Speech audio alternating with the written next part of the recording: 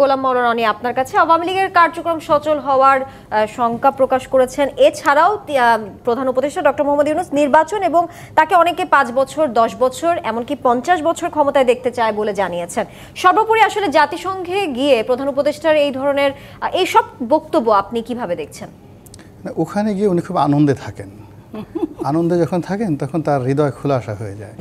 উনি বাংলা বলতে আসলে আমাদের চট্টগ্রাম অঞ্চলের বেশিরভাগ মানুষ বাংলা বলতে গেলে চট্টগ্রামের আঞ্চলিকতা চলে আসে। উনি প্রথম যখন একটা টেলিভিশনে সাক্ষাৎকার দিলেন বা কী যেন বললেন, হঠাৎ করে বললেন যে সব কিছু লড়র বর্ডর হয়ে গেছে। তো এই লড়র বর্ডর হয়ে গেছে, ইংরেজিতে তো লড়র বর্ডর নেই। তো যার জন্য বিদেশে গিয়ে উনি ইংরেজিতে কথাবার্তা বলেন যে ওখানে আসলে চট্টগ্রামের আঞ্চলিক ভাষা ইংরেজি বলা লাগে না, এই জন্য বাংলাদেশ উনি বলেন না। তা ওখানে গিয়ে উনি যে কথাগুলো বলছেন তাতে করে দেখা গেল যে ৫০ বছর ওনাকে ক্ষমতায় যদি রাখতে যারা চাচ্ছে, তো সেই হিসাবে এখন ওনার বয়স ৮৭ বছর হলে আরও ৫০ বছর যুক্ত হলে ১৩৭ বছর হয় তার বয়স। তো আমার ক্ষুদ্র ইতিহাসের যে জ্ঞান, আমি কোনো রাজা বাদশাকে গত এই কয়েকদিন যাবৎ খুঁজে পাইনি যে ১৩৭ বছর বয়স পর্যন্ত পৃথিবী চালিয়েছে। এর মধ্যে ফেরাউন ছিল, হামান ছিল, চেঙ্গিস খান ছিল, এরকম আরেকজন খুব বিখ্যাত শাসক ছিলেন শি হুয়ানটি, তাকে বলা হয় ফার্স্ট এম্পারার অফ চীন। তো উনি ওই ১০০ বছর বাঁচার জন্য খুব তার ইচ্ছা ছিল। এই জন্য তিনি একটা আর্মিও তৈরি করেছিলেন, টেরাকোটা আর্মি, মাটি দিয়ে, যেন তারা তাকে বাঁচাতে পারে। তো সেই ভদ্রলোক আসলে ১০০ বছর বাঁচতে পারেনি। তো সেই দিক থেকে আমাদের ডক্টর মোহাম্মদ ইউনূস ১৩৭ বছর বেঁচে থেকে এই বাংলাদেশ চালাবেন, এই কথা মানুষ তখনই বলতে পারে যখন সে আনন্দের একেবারে স্বপ্নের ইলিউশনের সর্বোচ্চ জায়গাতে তিনি চলে যান। ফলে তিনি আসলে আমেরিকা থেকে কী কথাগুলো বলেছেন ওটার আসলে বাস্তবতা বোঝা যায়। উনি আগে ঢাকা এয়ারপোর্টে আসুন, বাংলাদেশের আবহাওয়া, অক্সিজেন, নাইট্রোজেন এগুলো পাওয়ার পরে তারপরে উনি এখানে বসে কী বলেন তখন সেটা বোঝা যাবে। এইগুলো এক।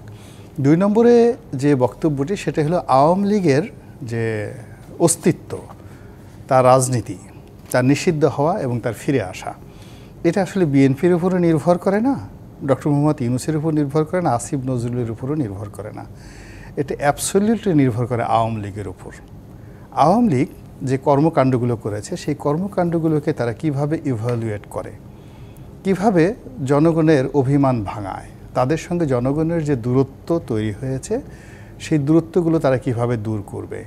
থার্ডলি, তারা যে জনগণের একটা বিরাট অংশ 35% যে জনগণ বাংলাদেশে, অলমোস্ট প্রায় ৬ কোটি, এই ৬ কোটি মানুষের মধ্যে নৌকা আওয়ামী লীগ, বঙ্গবন্ধু, জয় বাংলা যেভাবে আন্দোলিত আছে, সে তার থেকে যারা করাপ্টেড, যারা আওয়ামী লীগকে ডুবিয়েছে তাদের পার্সেন্টেজ কত, এই লোকদেরকে আওয়ামী লীগ যতদিন পর্যন্ত মাইনাস করতে না পারবে সাকসেসফুলি, ততদিন পর্যন্ত doctor Mohammad Yunus, Donald Trump থেকে শুরু করে সারা দুনিয়ার সবাই মিলে, ইনক্লুডিং মিস্টার নরেন্দ্র মোদী, সবাই চেষ্টা করে বাংলাদেশে আওয়ামী লীগ ফিরাতে পারবে না। আর ওই বিষয়গুলো যদি আওয়ামী লীগের নেতৃত্ব, আপনি যেমনটা বলছিলেন আসলে আওয়ামী লীগ ফিরে আসবে কিনা বা তাদের কার্যক্রম আবার সচল হওয়ার সম্ভাবনা আছে কিনা সেটা আসলে আইন উপদেষ্টা কিংবা প্রধান উপদেষ্টা তাদের উপর নয়, আওয়ামী লীগের উপরেই নির্ভরশীল। এই প্রসঙ্গে আমি আবারও আপনার কাছে আসবো, তার আগে একটি বিরতি নিয়ে ফিরছি। জিপিএইচ ইস্পাত নিবেদিত রাজকাহন থেকে এই পর্যায়ে নিচ্ছে আরেকটি বিরতির সাথেই থাকুন। আমন্ত্রণ আরও একবার জিপিএইচ ইস্পাত নিবেদিত রাজকাহনে। আমরা আবারও চলে যাচ্ছি আলোচনায়। গোলাম মাওলা রনি, আপনাকে দিয়ে শুরু করতে চাই। যেমনটা আপনি আইন উপদেষ্টার কথা বলছিলেন যে আইন উপদেষ্টা, প্রধান উপদেষ্টা কিংবা কারোর উপরে আসলে নির্ভর করছে না আওয়ামী লীগের কার্যক্রম আবার ফেরার কোনো সম্ভাবনা, সচল হওয়ার সম্ভাবনা আছে কিনা। কিন্তু যেহেতু আসিফ নজরুল বলেছেন অদূর ভবিষ্যতে আওয়ামী লীগের কার্যক্রম নিষেধাজ্ঞা প্রত্যাহারের সম্ভাবনা নেই, যেখানে প্রধান উপদেষ্টা এমন বক্তব্য দিলেন সেখানে এই আইন উপদেষ্টার বক্তব্যকে কি আমলে নেওয়ার কোনো সুযোগ আছে কিংবা শীঘ্রই আওয়ামী লীগ আসছে না সেই ভরসা কি রাখা যায়? আইন উপদেষ্টার কথার উপর ভরসা করার কোনো দরকার নেই। এই ভদ্রলোক কথাবার্তা চেঞ্জ করে ফেলে। এখন বাংলাদেশের সবচেয়ে বড় সমস্যা হলো শেখ হাসিনার যে অডিওগুলো আছে না, সে ওই যে টেলিফোনে বিভিন্ন হুমকি দেয়, কথাবার্তা বলে ঢুকে যাব, ওকে ধরবো, খাবো, মেরে ফেলবো, এই সমস্ত কথায় পুরো সরকারের রীতিমতো ঘাম ছুটে যায়। এবং আপনারা ইতিমধ্যে দেখেছেন যে দুটো সামাজিক মাধ্যম, একটার নাম হলো বোটিম আর একটা হলো টেলিগ্রাম, এই দুটো বন্ধ করে দিতে চাচ্ছে সরকার যেন শেখ হাসিনা কথা বলতে না পারে। এখন আমার ভয় হচ্ছে যে আইন উপদেষ্টা এই যে কথা বললেন এটাকে উপলক্ষ করে যদি শেখ হাসিনা কোনো অডিও বার্তা বলে, দাঁড়াও আমি আসিফ নজরুলকে ধরতেছি, তখন আসিফ নজরুল এটার উত্তরে কি বলে এটা নিয়ে আমার খুব টেনশন হচ্ছে।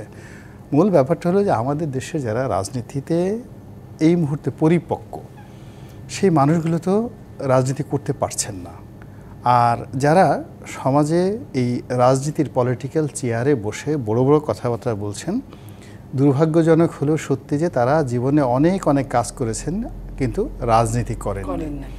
ফলে কি হলো, কোন কথার পিঠে কোন কথা বলতে হবে এবং কোন কথা জনগণের মধ্যে হৃদয় তৈরি করবে, জনগণ গ্রহণ করবে, এই বিষয়গুলো বর্তমানে যারা ক্ষমতাসীন তারা বুঝতে পারছেন না। ফলে এখানে যেখানে রাষ্ট্রের সর্বোচ্চ কর্তা ব্যক্তি, সরকারের চিফ এক্সিকিউটিভ অফিসার যিনি ডক্টর মোহাম্মদ ইউনূস, তিনি যে কথা বলেছেন, রাজনীতির প্রোটোকল হলো তার অধীনস্থ সব লোক বলবেন উনি যেটা বলেছেন সঠিক বলেছেন, এবং তার সেই বক্তব্যের পক্ষে যত যুক্তিযুক্ত ন্যারেটিভ আছে সেটা তৈরি করবেন। এটা হলো রাজনীতির নর্মাল ধর্মতত্ত্ব, যেটাকে বলা হয় থিওলজি। তো সেটা না করে ডক্টর মোহাম্মদ ইউনূস এই কথা বলেছেন, সেটার অ্যাগেনস্টে আসিফ নজরুল সাহেব, সেটার অ্যাগেনস্টে তার প্রেস সচিব যে উল্টো ন্যারেটিভ তৈরি করছে, এটা যদি তারেক রহমান সাহেব যদি প্রধানমন্ত্রী হন, তার প্রেস সচিব যদি এই কথা বলে 32টা দাঁত টেনে টেনে তারেক রহমান ওই দিন 5 মিনিটের মধ্যে খুলে ফেলবে। আর যদি নাইমুল ইসলাম খান বা অন্য কোনো প্রেস সচিব শেখ হাসিনার জমানায় এই কাজ করতেন, বলতেন ওরা ধরে নিয়ে আসো, আগে ইলেকট্রিক শক দাও, এছাড়া কোনো উপায় নেই। এটা হলো রাজনীতির নর্মাল ভাষা, যে নেতা যা বলবেন ওটাকেই জায়েজ করতে হবে, he is right, leader is always right. তা না করে এখন এই যে যেভাবে যে কাজকর্ম করছেন, এতে করে বেচারা এই ডক্টর মোহাম্মদ ইউনূসকে মাহরুম করে তুলছেন। আপনি দেখবেন যে এই ভদ্রলোক সবার ক্ষমতায় আসার পরে, এই সরকার ক্ষমতায় আসার পর সবার মেদ হয়েছে, বুড়ি হয়েছে, সবার গায়ের রং সুন্দর হয়েছে, চামড়া টান টান হয়ে গেছে, একমাত্র ডক্টর মোহাম্মদ ইউনূস তার চামড়া সব ভেসকাই গেছে। মনোরণী, আপনাকে ধন্যবাদ। আপনার বক্তব্য আমি শুনলাম, আমাদের দর্শকরাও শুনেছেন। এবারে যেতে চাই রাজিকুজ্জামান রতন আপনার কাছে। আওয়ামী লীগের কার্যক্রম সচল হওয়া নিয়ে আমি শুরুতে বলছিলাম বিভিন্ন রাজনৈতিক দল প্রতিক্রিয়া জানিয়েছে, যেমন জামাত প্রধান উপদেষ্টার এই বক্তব্যকে বিশ্বাসঘাতকতা হিসেবে দেখছে। সেই সাথে এনসিপির নেতা সার্জিস আলম বলেছেন এই বক্তব্য দিয়ে প্রধান উপদেষ্টা সুশীল সাজার চেষ্টা করছেন। আপনার কি মনে হয় ডক্টর ইউনূসের এই বক্তব্য কেবলই সুশীল সাজার চেষ্টা, নাকি বিশ্বাসঘাতকতা বলে আখ্যায়িত করা যেতে পারে? এটা সুশীল সাজারও চেষ্টা না, এটা বিশ্বাসঘাতকতা না, এটা প্রত্যেকে তার নিজের মতো করে ট্রান্সলেট করছেন। মানে এখন আমরা ট্রান্সলেশনের যুগে আছি, কে কোন কথাটা কিভাবে ট্রান্সলেট করবে। ইউনূস সাহেব যেটা বলেছেন, ইউনূস সাহেবের কথা বলেছেন, এই কথাটা কি যুক্তিসঙ্গত কি যুক্তিসঙ্গত নয়, এই কথাটার ভবিষ্যৎ প্রতিক্রিয়া কি হতে পারে, সেগুলো নিয়ে অনেক কথাই হতে পারে আমাদের। কিন্তু আমরা এমন একটা দেশে বসবাস করছি এখন, আপনার কোনো কথা আমার পছন্দ না হলেই আমি কিন্তু আপনাকে যা খুশি তা বলে ফেলতে পারি।